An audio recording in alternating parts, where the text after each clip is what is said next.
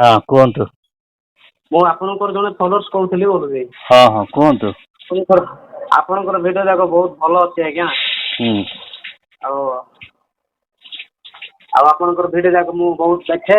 ହଁ ହେଲେ ଗୋଟିଏ ବିଷୟ ମୁଁ ପଚାରିବା ପାଇଁ ଫୋନ୍ କରିଥିଲି, ସେଇଟା ବୁଝିପାରୁନାହିଁ ତ। ଆଜ୍ଞା କୁହନ୍ତୁ। ଆପଣ ଯୋଉଟା ରେଭରେଣ୍ଡ ବିଷୟରେ ଯୋଉ ପକାଇଛନ୍ତି, ହଁ ଆଉ ସେ ବିଷୟରେ ମୁଁ କିଛି ଆଲୋଚନା କରିବା ପାଇଁ ଆପଣଙ୍କୁ ଫୋନ୍ କରିଥିଲି। ଆପଣ ଯଦି ସମୟ ଦେଇପାରିବେ ବୋଲେ ମୁଁ କେତେ ବିଷୟ ମୁଁ ଟିକେ ବୁଝିବା ପାଇଁ ଅଛି ତ। ଆଜ୍ଞା।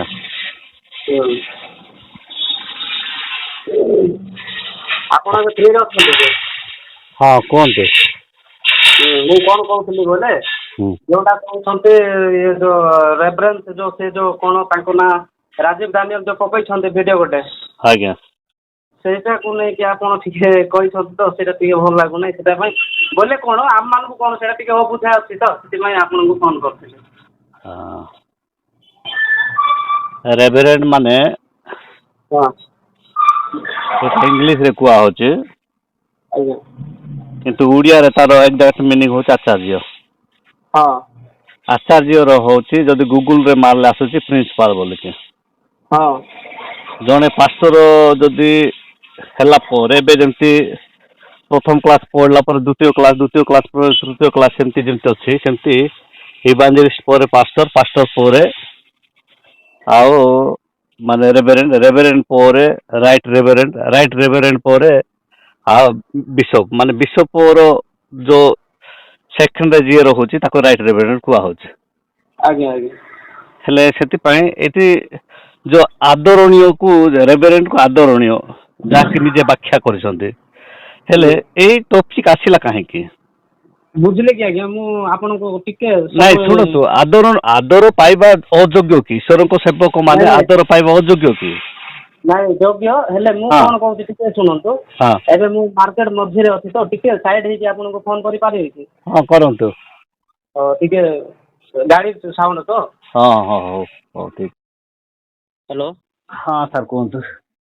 ହଁ ମୁଁ କଣ କହୁଥିଲି ବୋଲେ ଆଜ୍ଞା, ଆଜ୍ଞା ଇଏ ଆପଣ ଯୋଉଟା ସେ ଯୋଉ ଦାନିଏଲ ଆଜ୍ଞାଙ୍କ ବିଷୟରେ ଯୋଉ ବନେଇଛନ୍ତି, ସେ ଭିଡ଼ିଓଟା, ସେ ଭିଡ଼ିଓ ବିଷୟରେ ଏକା ଆପଣଙ୍କ ଠାରେ କଥାବାର୍ତ୍ତା ହେବା ପାଇଁ ଫୋନ୍ କରିଛି। ବୋଲେ ଶୁଣନ୍ତୁ, ଆଜ୍ଞା ସେ ଯୋଉ ଦାନିଏଲ ଆଜ୍ଞା ଯୋଉ ଟପିକକୁ ନେଇକି ଟପିକ ବୋଲଛି ଗୋଟେ ରେଫରେନ୍ସ କହିଛନ୍ତି ତାର। ହଁ 111 ତ ହଁ ହଁ ସେଇଟା ତ କୌଣସି ମନୁଷ୍ୟକୁ ବୁଝେଇଲା ଭଳି ଲାଗୁନି। ସେଇଟା ସେମିତି ବ୍ୟାଖ୍ୟା କରିକି ଲେଖା ହେଇନି ତ।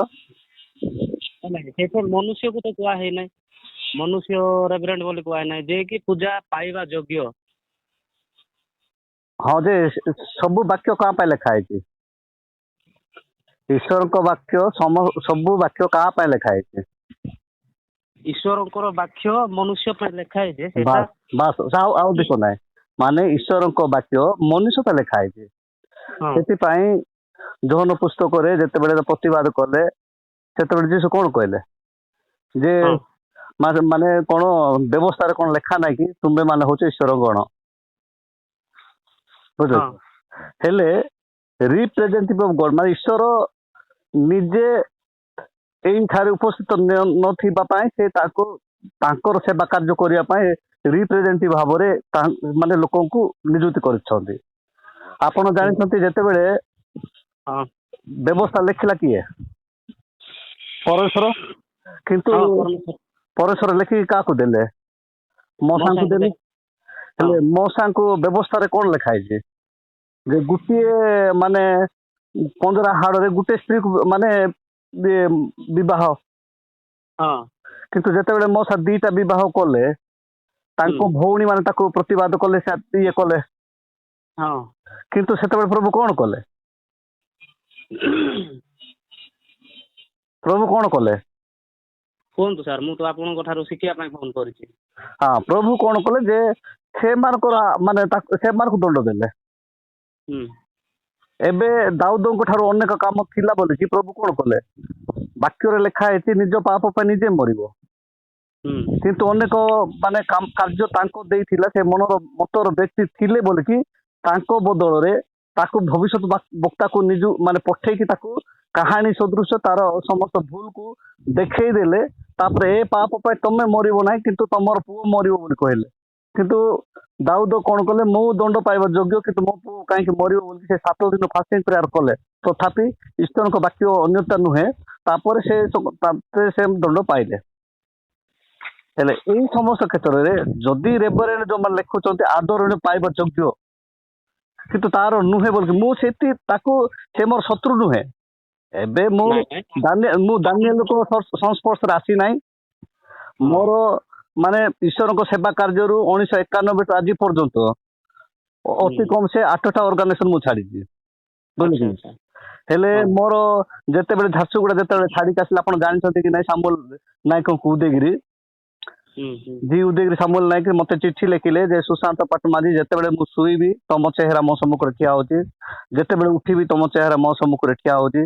ସେଥିପାଇଁ ଈଶ୍ୱରଙ୍କ ବାକ୍ୟରେ ଲେଖା ହେଇଛି ଯେ ଈଶ୍ୱରଙ୍କ ନଙ୍ଗଳରେ ହସ୍ତ ଦେଇ ପଛକୁ ଦେଖିବା ପାଇଁ, ସେଥିପାଇଁ ତମେ ଯୋଉ ସ୍ଥାନରେ ଥିଲେ ବି ତମେ ଆସ। ସେତେବେଳକୁ ମୁଁ ହାତ ଲେଖା, କିନ୍ତୁ ପୋଷ୍ଟରେ 7 ଦିନ ଲାଗିଥାନ୍ତା ପୁରା ହାତ ଲେଖା। ସେତେବେଳେ ଆପଣ ଜାଣିଛନ୍ତି କି ନାଇଁ, ଆପଣଙ୍କର ଘର କୋଉଠି କି ମୁଁ କହିପାରୁନି। ଆପଣଙ୍କ ଘର କୋଉଠି? ଆମର କନ୍ଧମାଳ ଭିତରେ ଆଜ୍ଞା। ହଁ, କନ୍ଧମାଳ ଯେ କୋଉ ଜାଗାରେ? ଆମର ଏପଟେ ଏ କଣ ରାଣୀପାଙ୍ଗା ସାଇଡ। ରାଣୀପାଙ୍ଗା ସାଇଡ। ହେଲେ ଆପଣ ସେ ଏବେ ଫାଦର ଅଛନ୍ତି, ସେ ବୁଲୁ ଫାଦର ବୋଲି କହୁଛନ୍ତି, ସୌମ୍ୟ ରଞ୍ଜନ। ତାଙ୍କ ହାତରେ ଆଜ୍ଞା, ବୁଲୁ ଫାଦର କୋଉଠି ଅଛନ୍ତି? ସେ ଯୁବାଗୁଡାର, ସେ ଆମର ମାନେ କଣ କରୁଛନ୍ତି ବିଆଇସର ସେ ମାନେ ଫାଦର ହେଲା। ଏବେ ଫାଦର ହେଇଛନ୍ତି କିନ୍ତୁ ସେ ଆମ ସହିତ ଥିଲେ। ଆଉ ତାଙ୍କ ହାତରେ ଯେତେବେଳେ ପଠେଇଲେ, ମୁଁ ସେ ଚିଠି ଯେତେବେଳେ ପାଇଲି, ମୁଁ ଉଦୟଗିରି ଗଲା ପରେ ମୁଁ 1994 ତାଙ୍କୁ ମୁଁ କହିଲି ଯେ ସେଠୁ ରିଜେନ୍ ଦେବା ପାଇଁ, ଜୋନ୍ ପି ବ୍ରିଜ ଠାରୁ ରିଜେନ୍ ଦିଅ ଆଉ ସେବା କାର୍ଯ୍ୟ କରିବା ବୋଲି। ତାପରେ ଆମେ ସେ ମାନେ ଯୋଉଟା କି ଆପଣ ନୂଆ ଈଶ୍ୱରଙ୍କ ସେବକ ଯିଏକି ବିଶ୍ୱଜିତ ନାୟକଙ୍କୁ ଜାଣିଛନ୍ତି କି ନାଇଁ, ରୁଦାଙ୍ଗିଆର ଭୁବନେଶ୍ୱର ରୁହନ୍ତି। ତାଙ୍କର ଜାଗା ଥିଲା ନାୟକ ମନ୍ଦିର, ଯୋଉଟା ଫିଲ୍ମ ହଲ୍ ଆଗ କାଳର, ସେ ଜି ଉଦୟଗିରି। ସେଠି ଆମେ ମାନେ କ୍ଲବ ସାହିରେ ଆମେ ଆରମ୍ଭ କଲୁ। କିନ୍ତୁ ଆମର ବାଇଲ ନଥିବା ପାଇଁ ବୋଲିକି ଆମେ ଦାଉଦ ଦିଗାଳଙ୍କର ବାଇଲକୁ ଆଣିକି ଆମେ ସାଲମ ମିନିଷ୍ଟ୍ରି ଆଣିକି ଆମେ ସେବା କାର୍ଯ୍ୟ ଆରମ୍ଭ କଲୁ, ମୁଁ ଏବଂ ସାମୁଲ ଭାଇ। ତାପରେ ସେତେବେଳକୁ ଆପଣ ଶୁଣିଥିବେ କି ନାଇଁ, ନିଥନିଏଲ ନାୟକ ବୋଲିକି ଜି ଉଦୟଗିରିର, ସେ ମାନେ ଆମର ସୁଜେଲିର, ସେ ଯେତେବେଳେ ଜହନ ବ୍ରିଜକୁ ଛାଡିକି ଆସିଲେ, ତାପରେ ତାକୁ ଡାକିଲୁ। ତାପରେ ଆମେ ଏବେ ଯିଏ ଡକ୍ଟର ଡି.ବି. ରୁଦ ଆପଣ ଜାଣିଥିବେ, ସେ କୁର୍ମିଗାର ଏବେ ବାଲେଶ୍ୱର ଅଛନ୍ତି।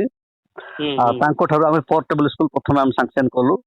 ତାପରେ ଆମେ ସେବା କାର୍ଯ୍ୟ ଆରମ୍ଭ କଲା ପରେ ଆପଣ ସୁଲୁ ମାହାର ଏ ଯୋଉ ଅନାମ ନାୟକକୁ ଜାଣିଛନ୍ତି? ସରି, ଅନାମ ପ୍ରଧାନକୁ ଜାଣିଛନ୍ତି? ହଁ, ତାଙ୍କୁ ବି ସେ ବି ଝାରସୁଗୁଡା ଯେତେବେଳେ ଛାଡିକି ଆସିଲେ, ତାପରେ ଆମେ ମିଶିକି ଆଉ ଏଠି ଟୋଟୋ ମାହାର ଆମନ ନାୟକକୁ ଜାଣିଛନ୍ତି? ହଁ, ସେ ଆଜ୍ଞାକୁ ଡାକିକି ଆମେ ମାନେ ପ୍ରଭୁଙ୍କର ସେବା କାର୍ଯ୍ୟ ସେଠି ଆରମ୍ଭ କଲୁ। ତାପରେ 4 ବର୍ଷ ଆମର ବାଇବେଲ ଷ୍ଟୋରୀ ଚାଲିଲା। ତାପରେ ସେଠି ପରେ ମୁଁ ସେଟା ଛାଡିଲା ପରେ ମୁଁ ଆଉ ସେ ପ୍ରଭୁଙ୍କ ସେବକ, ତାଙ୍କ ବଡଶାଳା ସାମୁଲର ବଡଶାଳା ଦିଲ୍ଲୀପ ନାୟକ, ସେ ତାଙ୍କର ବାରଖମା ପଟେ ସେପଟେ ଚାଲେ। ସେଠି ମିନିଷ୍ଟ୍ରିରେ ଆମର ଯୋଉଟା ଯୋଉ ସୋଲାଗୁଡା ଯିବା ରାସ୍ତାରେ ଲେଫ୍ଟ ସାଇଡରେ ତାଙ୍କର ଚର୍ଚ୍ଚ ଘର ଅଛି। ସେଇ ଚର୍ଚ୍ଚ ଘରେ ଆମେ ସେଠି ବି ବାଇବେଲ ଟ୍ରେନିଂ ଆରମ୍ଭ କଲୁ। ସେଠି ବି ମୁଁ ବର୍ଷ ସେମାନେ କ୍ଲାସ ନେଲି। ଏଇ ପ୍ରକାରେ ମୁଁ ମୋ ଜୀବନ କାଳରେ ପ୍ରାୟ ମୁଁ ଦେଖୁଛି ଯେ ଏଇ ଯୋଉ ରେଭରେଣ୍ଡକୁ ଏତେ ମୁଁ ସେ ତାତ୍ସଲ୍ୟ କରିକି ଯୋଉଟା ଯୋଉ ଆକ୍ଟିଂ କରି କହିଲେ ରେଭରେଣ୍ଡ ବୋଲିକି, ସେଥିରେ ମୁଁ ଦୁଃଖିତ। କିନ୍ତୁ ସେ ପ୍ରଭୁଙ୍କ ଲୋକମାନେ ଯୋଉ ଆଦରଣୀୟ ନ ପାଇବା ପାଇଁ କୌଣସି ଜାଗାରେ ଲେଖା ହେଇନି। ଯୀଶୁ କହିଲେ ମୋ ନାମ ଯଦି ଛୋଟ ପିଲା ବି ଯାଉଛି, ତାହେଲେ ସେଥିର ଯଦି ପାଣି ଯିଏ ଦିଏ ସେ ତହିର ପୁରସ୍କାର ପାଇବ। କିନ୍ତୁ ମାନେ ମାନବ ସେବା ହିଁ ଈଶ୍ୱର ସେବା। ହଁ, ସତ କଥା କହିଲେ ଯେ ଆଜ୍ଞା। ସେ ଯୋଉ ସେ ଛୋଟ ପିଲାକୁ ଯିଏ ପାଣି ବି ଦିଏ, ତାକୁ ଯୋଉ ଯୀଶୁ କହିଛନ୍ତି, ସେଇଟା ପୃଥିବୀର ସମ୍ମାନ ନାହିଁ, ସେଇଟା ସ୍ୱର୍ଗର ସମ୍ମାନ ସେ ଦେଇଛନ୍ତି। କିନ୍ତୁ ସେଇଠି ସେମିତି ଲେଖା ହେଇନି ପୃଥିବୀ ସମ୍ମାନ କି ସ୍ୱର୍ଗର ସମ୍ମାନ କରିକି। ଯୀଶୁ କହିଲେ ଯେ ତୁମେ ଯଦି ମତେ ସମ୍ପୂର୍ଣ୍ଣ ବିଶ୍ୱାସ କଲ, ତାହେଲେ ପୃଥିବୀରେ ଯାହା ବନ୍ଦ କରିବ ସ୍ୱର୍ଗରେ ତାହା ବନ୍ଦ ହେବ, ପୃଥିବୀରେ ଯାହା ତୁମେ ଖୋଲିବ ସ୍ୱର୍ଗରେ ହେବ। ଯେତେବେଳେ ବାଇବଲ ଲେଖା ଯାଇଛି ଯେ ଈଶ୍ୱର କ୍ରୋଧୀ ନୁହନ୍ତି, କିନ୍ତୁ ଯେତେବେଳେ ଯୋଉ ଅନାନ୍ୟ ସପିରା ନିଜର ବିଲ ବିକିଲେ, କିନ୍ତୁ ଯୀଶୁ ଆଗରୁ କହିଥିଲେ ଯେ ପିତାଙ୍କ ବିରୁଦ୍ଧରେ ଗଲେ ତମର କ୍ଷମା ଅଛି, ପୁତ୍ରଙ୍କ ବିରୁଦ୍ଧରେ ଗଲେ କ୍ଷମା ଅଛି, କିନ୍ତୁ ପବିତ୍ର ଆତ୍ମାଙ୍କ ବିରୁଦ୍ଧରେ ଗଲେ କ୍ଷମା ନାହିଁ।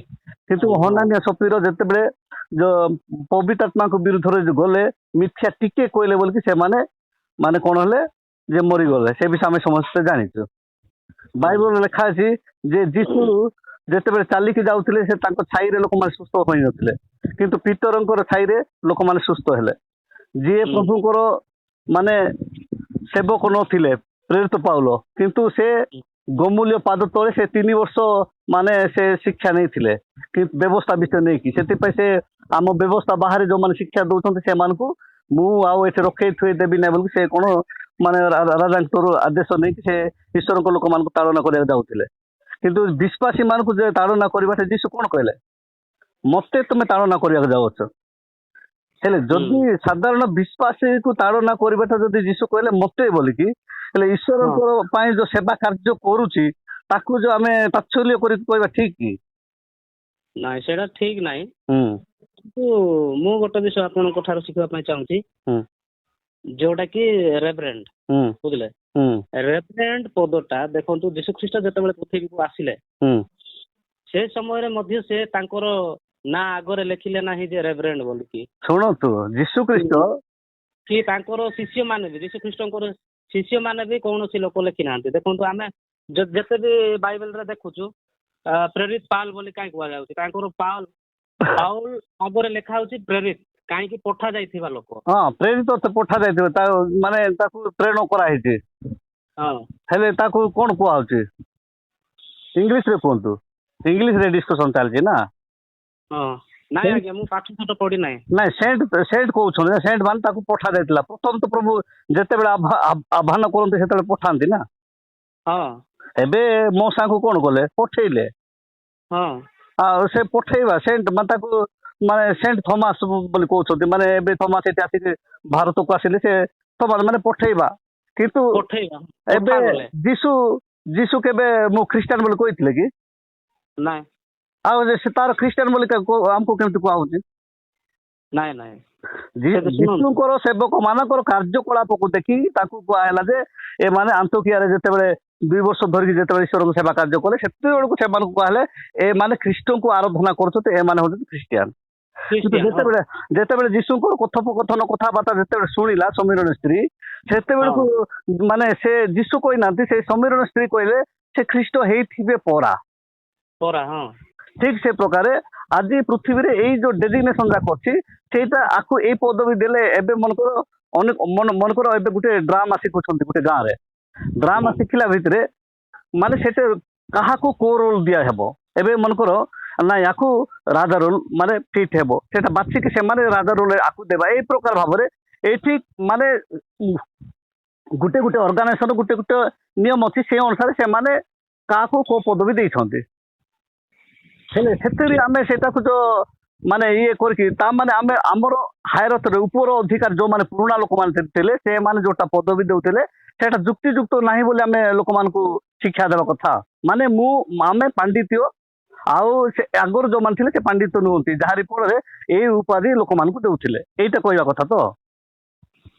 ଦେଖନ୍ତୁ ଯୋଉଟା ବାଇବେଲରେ ନାହିଁ, ଯୋଉଟା କି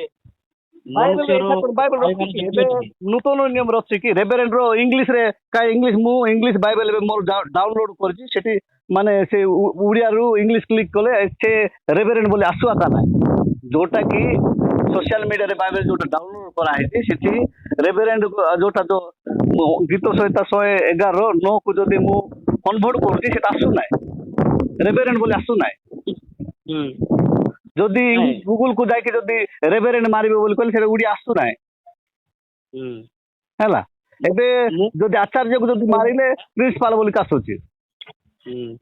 ପୁରୋହିତ ମାନେ ପରର ହିତ ଯୋଉମାନେ କରନ୍ତି ସେମାନଙ୍କୁ ଏଇ ଯୋଉ ପଦବୀ ଦିଆହେଇଛି ପରର ହିତ ମାନେ ସେ ଏବେ ଯେମିତି ତାଙ୍କ ଇଏରେ ଆପଣ ମୋର ସେବା କାର୍ଯ୍ୟ ବିଷୟ ଆଉ ଜାଣିନାହାନ୍ତି। ମୋର ସେବା କାର୍ଯ୍ୟ ଯୋଉଟା କି ସୁବର୍ଣ୍ଣଗିରି ଏରିଆ ଯାଇଛନ୍ତି କି ନାଇଁ ଆପଣ ତ ସେ ପାଖ ପଡିବ, ଯାଇଛନ୍ତି କି ନାଇଁ କହିପାରିବି ନାହିଁ।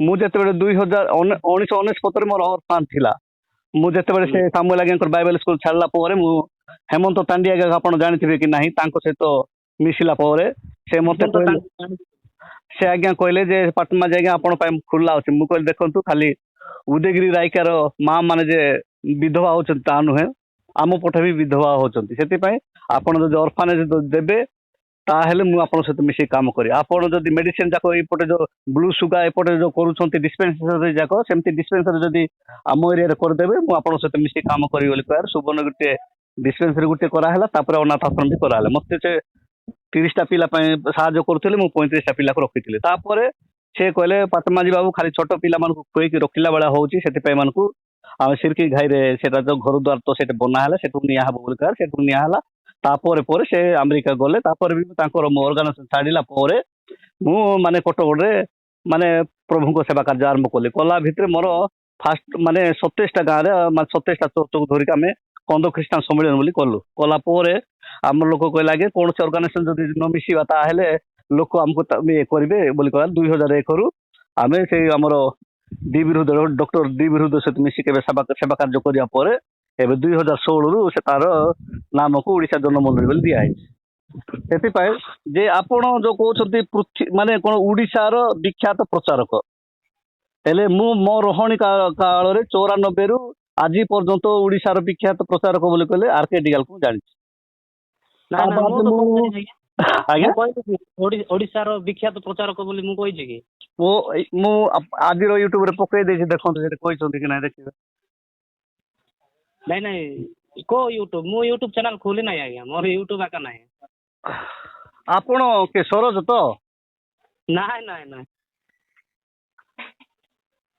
ହଁ ନୁହଁ ମୁଁ ଅଲଗା ଲୋକ ହଉ ଠିକ ଅଛି ସେଥିପାଇଁ ମୋର କହିବାର ମାନେ ଏବେ ଯାହା ଆମ ଏରିଆରେ ଆମର ଈଶ୍ୱରଙ୍କ ସେବକ ଅଛନ୍ତି ଆପଣ ପାଖରେ ଯୋଉମାନେ ପାଷ୍ଟର ଅଛନ୍ତି ଆପଣମାନଙ୍କ ପାଖରେ ଯୋଉମାନେ ଇଏ ଅଛନ୍ତି ଯେ ଏଇ ଉପରେ ଆପଣ ପଚାରନ୍ତୁ ସେମାନେ କଣ ଏକ୍ସପ୍ଲାନେସନ କରୁଛନ୍ତି ମୁଁ ଯେ ସର୍ବେ ସର୍ବା ନୁହେଁ କିମ୍ବା ମୁଁ ଏଇ ଯୋଉ ପଦବୀ ଗଲେ କି ଥିଲେ କି ମୋର କିଛି ସେଥିରେ ଯାଇ ଆସେ ନାହିଁ ବୁଝିଲେ କି ନାଇଁ ସେଇଟା ତ ଆଜ୍ଞା ସେଇଟା ଯଦି ଆପଣ ଚିନ୍ତା କରୁଛନ୍ତି ବୋଲେ ସେମିତି ଭିଡ଼ିଓ ଯାକ ଆପଣ ଆଣନ୍ତୁ ନାହିଁ ଆପଣ ନିଜେ କହୁଛନ୍ତି ଯେ ମୁଁ ସର୍ବା ସର୍ବେ ନୁହଁ ହଁ ତେବେ ନାଇଁ ନାଇଁ ମୁଁ ଆଣିନା ମୁଁ ଆଣି ନାହିଁ କିମ୍ବା ମୋର ସେଇ ରାଜୀବ ଦାନିଏଲ ମୋର ଶତ୍ରୁ ନୁହେଁ କିନ୍ତୁ ମୋର କହିବାର ଭାବ ଏଇ ଯେ ସେଇ ବାକ୍ୟଟି ପ୍ରଚାର କରିବା ଦ୍ୱାରା ସେଇଠି ପରିତ୍ରାଣ ଅଛି କି ତାମାନେ ଆମର ଈଶ୍ୱରଙ୍କ ସେବକ ମାନଙ୍କୁ ଯୋଉ ପଦବୀ ଦିଆ ହେଇଛି ସେ ପଦବୀକୁ କଟାକ୍ଷ କରିକି ତାଚ୍ଛଲ୍ୟ କରିକି ୟୁଟ୍ୟୁବ କରିବା ଠିକ ଥିଲା କି ଶୁଣନ୍ତୁ ଆଜ୍ଞା ମୁଁ କଣ କହୁଛି ଟିକେ ପଦେ ଶୁଣନ୍ତୁ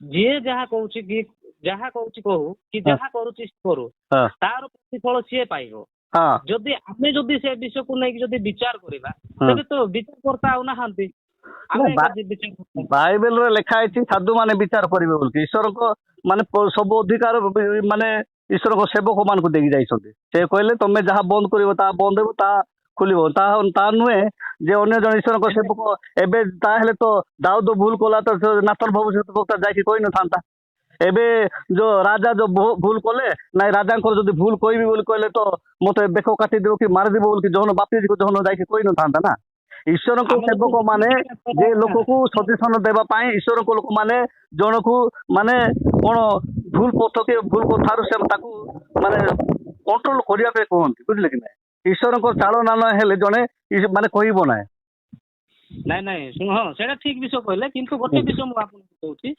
ସେଇଟା ସିଏ ଯଦି ଭୁଲ କଲା ତାଙ୍କୁ ତମେ ଭିଡିଓ ବନେଇଥାନ୍ତ ଏଇଟା ଭୁଲ ଅଛି ଭାଇ ଏମିତି କର ଆପଣ ବିଚାର କଲା ଭଳିଆ କହୁଛନ୍ତି ସେଇଟା ଟିକେ ଠିକ ଲାଗୁନାହିଁ ଏବେ ଯୋଉ 13,000 14,000 ଲୋକ ଲେଖିଲେ ଯେ ହଁ ଠିକ ବୋଲିକି ମୁଁ ସେଥିପାଇଁ ଲେଖିଛି ଯେ ବିଲ ଆଉ ସେବକ ଭିତରେ ପାର୍ଥକ୍ୟ ଏବେ ଯୋଉ କରନ୍ତି ମଣ୍ଡଳୀ ଯୋଉ ପ୍ରେରିତ ପାଉଲ ଲେଖିଲେ ପ୍ରଥମ କରନ୍ତି 3:9 ପଦରେ ଯେ ବିଶ୍ୱାସୀ ହଉଛି ବିଲ ଏବଂ ବିଶ୍ୱାସୀ ହଉଛି ଘର କ୍ଷେତ ଏବଂ ଗୃହ ଯଦି କ୍ଷେତ ଏବଂ ଗୃହ ଯଦି ଈଶ୍ୱରଙ୍କ ସେବକ ମାନଙ୍କୁ ବିଚାର କରିବେ ହଁ ଏଇଟା ଠିକ ରେଭରେଣ୍ଡ ଲେଖିବା କଥା ନୁହେଁ ଆଉ ଯଦି ଲେଖିବା କଥା ନୁହେଁ କାହିଁକି ଗୋଟେ ଡେଜିଗ୍ନେସନ ଦେଲେ ସେଇଟା ଯଦି ଏତେ ଖରାପ ଏଇଟା ସାବଧାନ ଅର୍ଥ କଣ ଏବେ ଜଣକୁ କହିବା ସାବଧାନ ଅର୍ଥ କଣ ମାନେ ହଲଚଲ ହେବା ନାହିଁ ମାନେ ସେଇଟା ଟୋଟାଲି ସେ ଜିନିଷକୁ ଛୁଇଁବା ନାହିଁ ସେଇଟା କୁହାଯାଏ ହେଲେ ସାବଧାନ ଅର୍ଥ କଣ ଶୁଣନ୍ତୁ ସାବଧାନ ବୋଲେ ଶୁଣନ୍ତୁ ମୁଁ କହିବା କଥା ତାମାନେ ସେଇଟା ଲେଖ ନା ଲେଖେ ତମ ଅସୁବିଧା ପଡିବ କାର୍ଡରେ ପଡିବ ମାନେ ଇଏଟା ପଡିବ ବୋଲି କହିବା କଥା ହଁ ଆପଣ ଯୋଉ ଭିଡିଓଟି ଦେଖିଲେ ସେ ଭିଡିଓ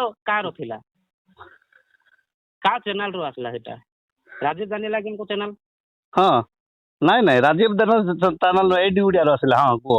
ହଁ ଏଇଠି ଓଡ଼ିଆରୁ ଯଦି ଆସିଲା ସିଏ ଲେଖିଥିବେ, ଆପଣ ତାଙ୍କୁ କହିଥିବେ କଣ ରେ? କହିବା କଥା। ସାବଧାନ ବୋଲି ଯୋଉ ଲେଖିଛନ୍ତି ସିଏ ଏଇଠି ଓଡ଼ିଆ ଲେଖିଥିବେ, ହଁ ସେଇଟା ଆପଣ ସେ ଏଇଠି ଓଡ଼ିଆକୁ କହିବା କଥା। ଆରେ ଏବେ ଯେମିତି ବାଜାକୁ ସେମିତି ନାଚ। ସେମାନେ ଯଦି ପକେଇଲେ ଏବେ ରେଭେରେଣ୍ଡ କଣ ନିଜେ ଯୋଉ ଦାନିଏଲ ଆଗରୁ ଲେଖିଥିଲେ ରେଭେରେଣ୍ଡ, ତାପରେ ଆସିଲେ ବ୍ରଦର, ହେଲେ ବ୍ରଦର ବି ଗୋଟେ ଉପାଧି। ହୁଁ ଏବେ ଲେଖୁଛନ୍ତି ବ୍ରଦର ମାନେ ଦାନିଏଲ ବୋଲିକି, ହେଲେ ବ୍ରଦର ହଉଛି ଆରସି ଡିପାର୍ଟମେଣ୍ଟ ଲୋକଙ୍କର ସେଟା ଉପାଧି। ହେଲେ ସେ ନିଜେ ଲେଖିବା, ତମେ ରେଭେରେଣ୍ଡ ବ୍ରଦର ଲେଖିବ, ତମେ ଯୋଉଟା ଇଚ୍ଛା କଲେ ସେଟା ଲେଖିବ, ତମେ ଲେଖିବାଟା ଠିକ।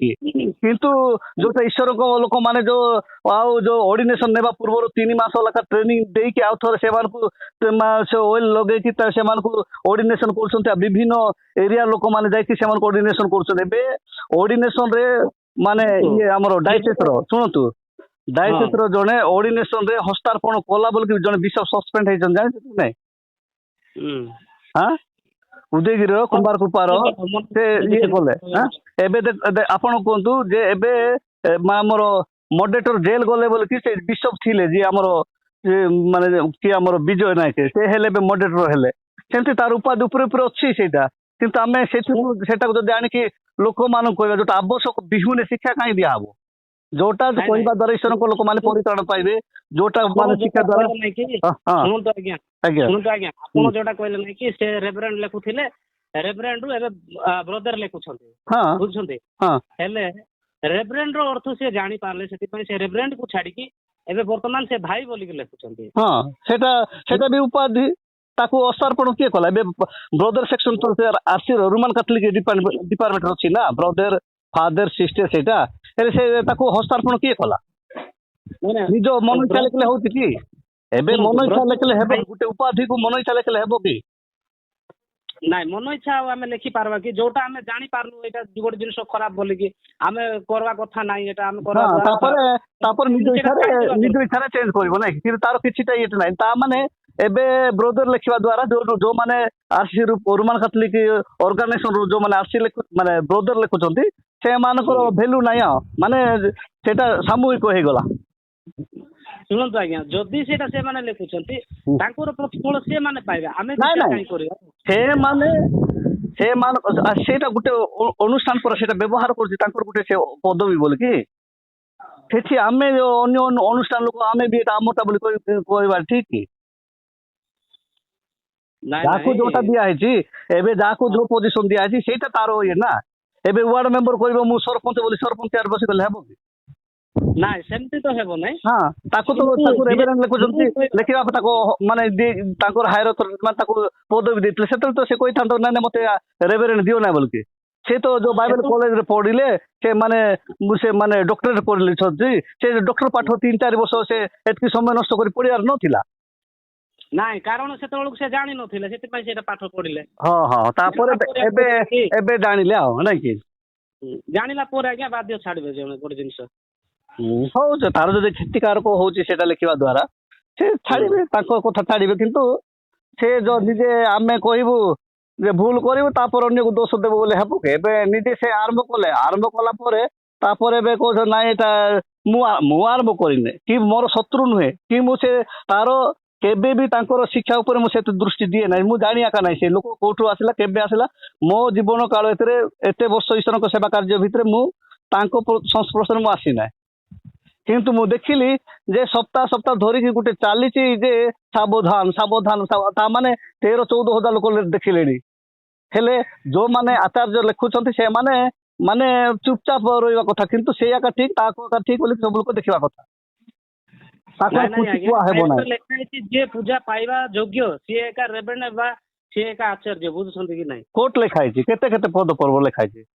ଆପଣ ଯୋଉଟା ଗୀତ ସଂହିତାରେ ଯୋଉ ପଢିଲେ, ହଁ ଗୋଟେ ଠାରେ ଏବେ ଯେମିତି ଆପଣ ଯେ ସିଲୁ ଯେମିତି କହିଲେ ଯେ କେବଳ ପିତା ପୁତ୍ର ପବିତ୍ରାତ୍ମାଙ୍କ ନାମରେ କେବଳ ଗୋଟେ ଜାଗାରେ ଏକା ଲେଖା ହେଇଛି, ସେଥିପାଇଁ ସେଇଟା ଇଏ ନାହିଁ। ଯୀଶୁଙ୍କ ନାମରେ ପ୍ରେରିତ ପୁସ୍ତକରେ ଯୋଉଟା ଅଛି ସେଇଟା ଠିକ ବୋଲି କହିଲେ, ଅନଲି ଜିଜସକୁ ଯାଇକି। ସେମିତି ଆଉ ଏଇଟା ଗୋଟେ ଗୋଟେ ପଦ ଧରିକି ମାଡ଼ି ବସିକି, ସେଠି ତ ପୁରାତନ ନିୟମରେ ଲେଖା ହେଇଛି। ଆପଣ ଦେଖନ୍ତୁ, ଗୋଟେ ବାକ୍ୟ କାଢନ୍ତୁ, ବା ଆପଣ ତ ବାଇବେଲ ଧରିଥିବେ, ଆପଣ ବାକ୍ୟ କାଢନ୍ତୁ 66ର 3 କାଢନ୍ତୁ, ଯିଶାୟା 66ର 3। ନାଇଁ ନାଇଁ ମୁଁ ଏପଟେ କୋଟଗଡ଼ରେ ଅଛି ପରା, କୋଟଗଡ଼ ମାର୍କେଟରେ ଅଛି। ହଁ ହଁ ଯେ ମୋବାଇଲରେ କାଢ଼ନ୍ତୁ ଜିସାୟ 66ର 3 କ'ଣ ଲେଖା ହେଇଛି?